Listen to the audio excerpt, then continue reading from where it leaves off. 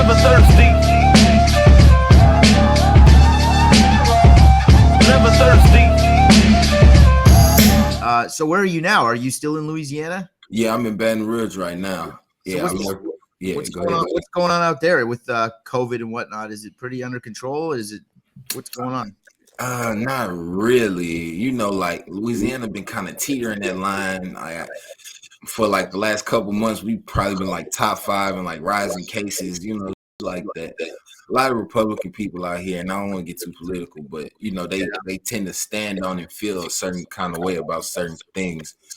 But you know, we just recovering from Hurricane Ida. You know, things that, you know, trying to get back in the groove of things. So tell me about that. Let's talk about that, because not a lot. Some people watching, they'll never experience some of the horror that you probably have. Tell us about a hurricane. Like, take us through that. Is it the scariest thing ever, or like what? Take us through that just so people can understand. And maybe there's an idea for a song there talking about this. But tell us about that experience. So a hurricane ain't really scary. A hurricane really kind of like fun, because now you getting and it's super fun now because we old and we grown. We got our own places. So now it's like friends might hook up together. Oh, all right, what you bringing over there? All right, I'm about to go get this. I'm finna go get some foods for the grill. Like that. You go bring the flashlights. We about to go get a zipper weed, 2 zips a piece. Like that, so because just in case the lights go out like that, like we just gonna be joking bad. The biggest thing for us though, when it comes to that, is the rain. Like hurricanes usually don't come with a lot of rain, but as of recent, like we've been getting a lot of flooding.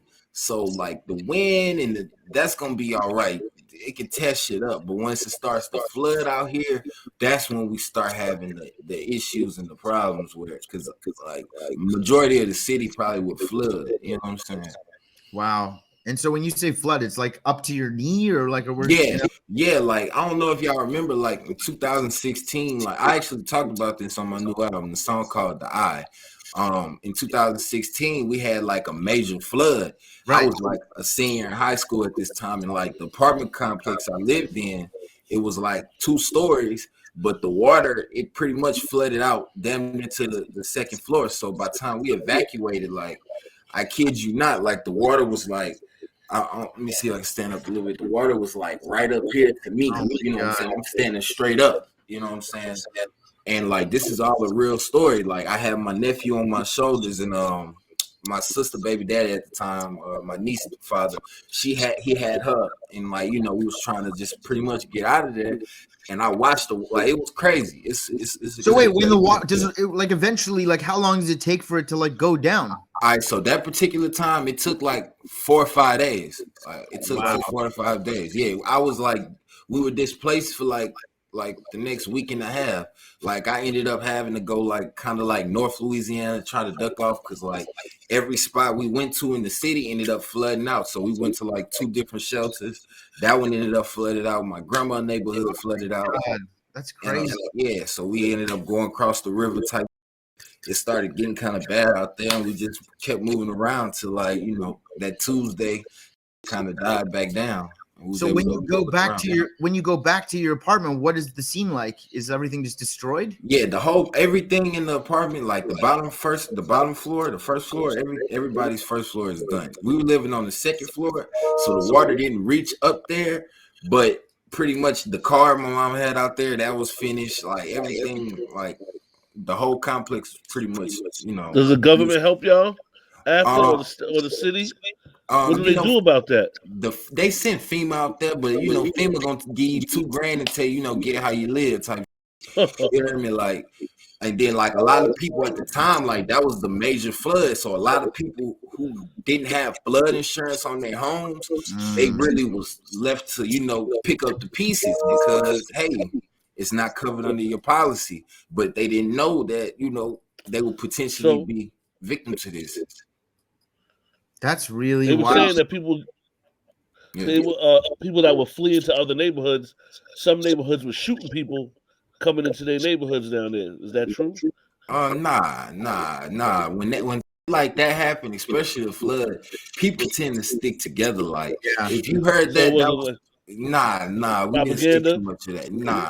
We I like to think that at the end of the day, there's still human compassion for each other. Like when the things are at their absolute worst, everybody's sort of got to come together, like whether they hate each other or not. It's like, you got white people coming to, parts of where it's pretty much all black and boats, like helping people get up out of there. You know what I'm saying? So when like that happened, like, nah, we pretty much be stick together. Oh, that's good to hear.